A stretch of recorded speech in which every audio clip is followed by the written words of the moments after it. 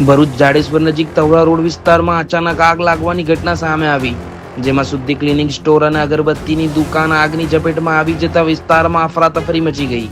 આગ લાગતા જ આસપાસના લોકોમાં ભયનો માહોલ સર્જાયો હતો અને તરત જ લોકો આગ બુઝાવવાની કોશિશ કરવા લાગ્યા.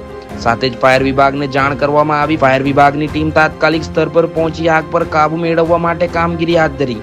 મળતી માહિતી અનુસાર પ્રાથમિક રીતે શોર્ટ સર્કિટને કારણે આગ લાગી હોવાનો અંદાજ વ્યક્ત કરવામાં આવી રહ્યો છે. સદભાગ્યે આ ઘટનામાં કોઈ જાનહાનિ થવાની માહિતી સામે આવી નથી.